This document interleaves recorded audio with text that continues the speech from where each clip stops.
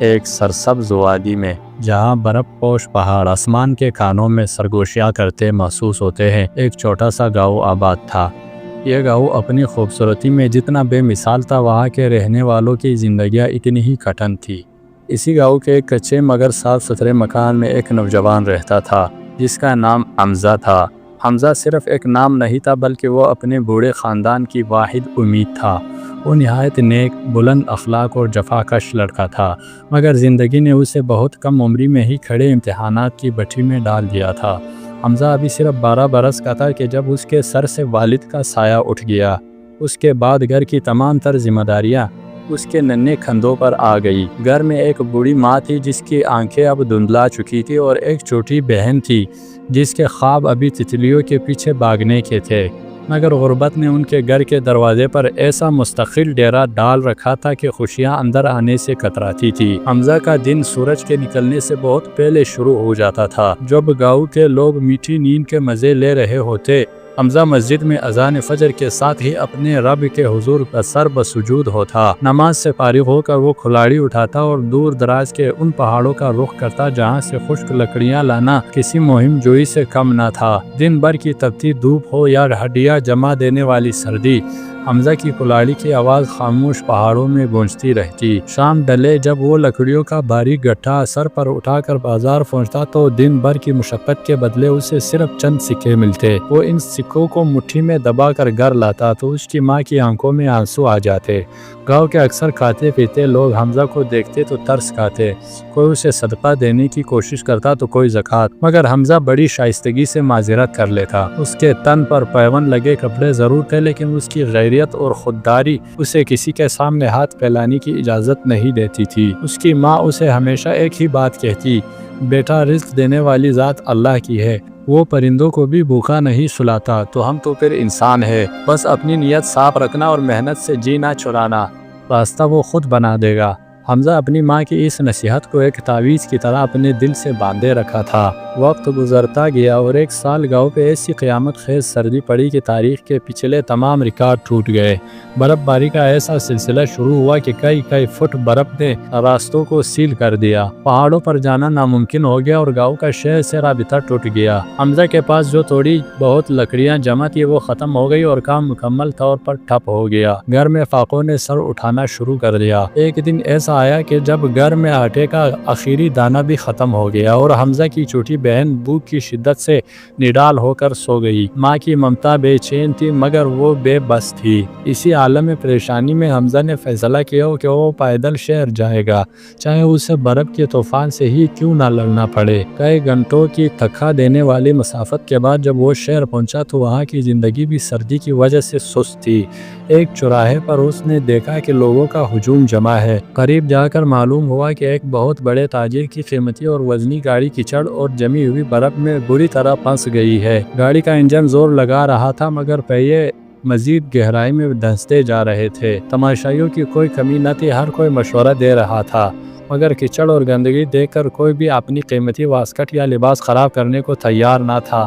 حمزہ نے ایک لمحہ ضائع کیے بغیر اپنی چادر ایک طرف رکھی اور کیچڑ میں اتر گیا۔ اس نے اپنی پوری طاقت لگا کر گاڑی کو دھکا دینا شروع کیا۔ اس کے پاؤں ٹھنڈے پانی اور کیچڑ میں جم رہے تھے، ہاتھوں کی انگلیاں بے حس ہو رہی تھی، مگر اسے اپنے گھر کے فاقے یاد تھے۔ اس کی ہمت دیکھ کر تاجر نے بھی دوبارہ انجن سٹارٹ کیا۔ کافی دیر کی جان لیوا محنت کے بعد گاڑی کیچڑ کے گرفت سے آزاد ہو گئی۔ تاجر باہر حمزہ کی حالت دیکھ کر حیران رہ گیا۔ اس نے پرس سے نوٹوں کی ایک بڑی کاپی نکالی اور حمزہ کی طرف بڑھائی۔ حمزہ نے اپنی کیچڑ آلود ہاتھ پیچھے کر لیے اور بڑی عاجزی سے کہا، صاحب یہ کام میں نے اللہ کے بندے کی مدد سمجھ کر کیا ہے، مزدوری کے نیت سے نہیں۔ میں غریب ضرور ہوں مگر اپنی ہمدردی کا سودا نہیں کرتا۔ تاجر کی حیرت کی انتہا نہ رہی۔ اس نے زندگی میں پہلی بار غربت اور غیرت کا ایسا حسین سنگم دیکھا تھا۔ اس واقعے کے کچھ دن بعد حمزہ جنگل کے ایک ویران راستے سے گزر رہا تھا کہ اسے جھاڑیوں کے پاس ایک سیاہ چمڑے کا بیگ پڑا ملا۔ اس نے ادھر ادھر دیکھا، وہاں کوئی نہ تھا۔ جب بیگ کھولا تو اس کی آنکھیں چندیا گئی۔ اس میں نوٹوں کے بنڈل، سونے کی چند گھڑیاں اور بہت سے ایسے کاغذات تھے جن پر کروڑوں روپے کے لین دین کی تفصیلات درج تھی۔ حمزہ کے دل میں ایک لمحے کے لیے خیال آیا کہ یہ پیسہ اس کی تمام زندگی کی محرومیوں کا علاج ہو سکتا ہے۔ وہ اپنی ماں کا آپریشن کروا سکتا ہے، بہن کو بڑے اسکول بھیج سکتا ہے۔ مگر اگلے ہی پل اسے اپنی ماں کا وہ چہرہ یاد آیا جو حرام کے ایک لقمے پر بھی کانپ اٹھتی تھی۔ اس نے کاغذات دیکھے اور اسے معلوم ہوا کہ یہ وہی تاجر ہے جس کی داڑھی اس نے نکالی تھی۔ حمزہ نے وہ بیگ اٹھایا اور دوبارہ شہر کا رخ کیا۔ تاجر کے دفتر پہنچا تو وہاں کوہرام مچا ہوا تھا۔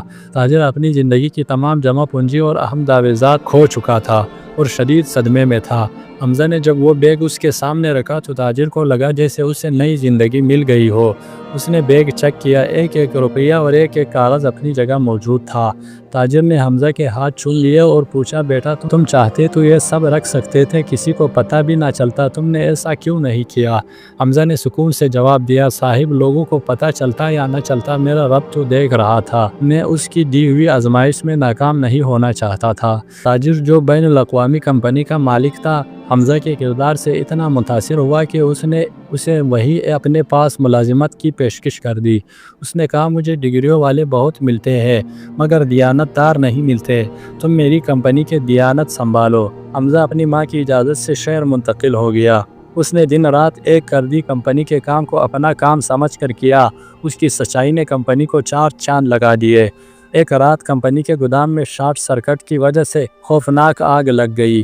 آگ اتنی تیزی سے پھیلی کہ آگ بجھانے والے بھی پہنچتے تک سب کچھ راکھ ہونے کا خطرہ تھا۔ لوگ باہر بھاگ رہے تھے کہ اطلاع ملی کہ ایک نیا ملازم اندر ایک کمرے میں پھنس گیا ہے اور راستہ بند ہو چکا ہے۔ آگ کے شعلے آسمان سے باتیں کر رہے تھے، کسی کی ہمت نہ تھی کہ اندر قدم رکھے۔ حمزہ نے ایک گیلی بوری اپنی گرد لپیٹی، اللہ کا نام لیا اور دہکتے ہوئے شعلوں میں کھود گیا۔ چند منٹوں بعد جب لوگ امید ہار چکے تھے، حمزہ اس بے ہوش ملازم کو اپنے کندھے پر لادے جلسے ہوئے لباس کے ساتھ باہر نکل آیا۔ اس بہادری نے اس کمپنی کے مالک اور ملازمین کی نظر میں ایک مسیحا بنا دیا۔ وقت کا پیا گھومتا رہا، حمزہ نے اپنی محنت اور ایمانداری سے ترقی کے تمام منزلیں طے کر لی۔ وہ کمپنی کا ڈائریکٹر بن گیا مگر اس کا دل اب بھی گاؤں کی ان مٹی کے دیواروں میں دھڑکتا تھا۔ وہ واپس اپنے گاؤں آیا مگر اس بار وہ خالی ہاتھ نہیں تھا۔ اس نے گاؤں میں زمین خریدی اور ایک جدید اسپتال تعمیر کروایا جہاں غریبوں کا مفت علاج ہونے لگا۔ اس نے ایک اسکول بنایا جہاں گاؤں کی بیٹیوں کا اعلیٰ تعلیم دی جانے لگی۔ اس نے گاؤں کے دریاؤں پر چھوٹے چھوٹے پل بنوائے تاکہ کسی مزدور کو سردی میں راستہ نہ بدلنا پڑے۔ آج حمزہ کے پاس سب کچھ تھا مگر وہ اب وہی سادہ حمزہ تھا۔ ایک شام وہ دریائے کے کنارے اپنے والد کے قبر کے پاس بیٹھا تھا۔ سورج اپنی تمام تر سرخی پہاڑوں پر بکھیر کر رخصت ہو رہا تھا۔ اس کی بوڑھی ماں آئی اور اس کے سر پر ہاتھ رکھ کر بولی، بیٹا آج تیرا باپ بھی قبر میں مسکرا رہا ہوگا کہ اس کے بیٹے نے غربت کو تو شکست دے دی مگر اپنی شرافت کو کبھی ہارنے نہیں دیا۔ حمزہ کی آنکھوں سے خوشی کا ایک آنسو ٹپکا اور پانی کی لہروں میں مجذب ہو گیا۔ اسے یقین ہو گیا تھا کہ دنیا میں سب سے بڑی دولت پیسہ نہیں بلکہ وہ اطمینان ہے جو ایک ایماندار اور نیک انسان کو دوسرے کی خدمت کر کے حاصل ہوتا ہے۔ گاؤں کی ہوائیں آج بھی حمزہ کے قصے سناتی ہے اور وہاں کے بچے یہ سبق پڑھ کر بڑے ہوتے ہیں کہ مجبوری عارضی ہے مگر بہادری اور نیکی دائمی ہے۔ دوستو، یہ کہانی سے ہمیں یہ سبق ملتا ہے کہ اگر انسان کی نیت صاف اور وہ اللہ پر توکل رکھے تو دنیا کی بڑی سی بڑی مشکل اس کا راستہ نہیں روک سکتی۔ دیانت داری وہ بیج ہے جس کا پھل دیر سے صحیح مگر میٹھا ضرور ملتا ہے۔ دوستو، یہ کہانی آپ کو کیسی لگی؟ کمنٹس میں اپنے رائے کا اظہار ضرور کیجیے گا۔ ہمارے چینل کو سبسکرائب کر دیجیے گا۔ ویڈیو دیکھنے کا بہت بہت شکریہ۔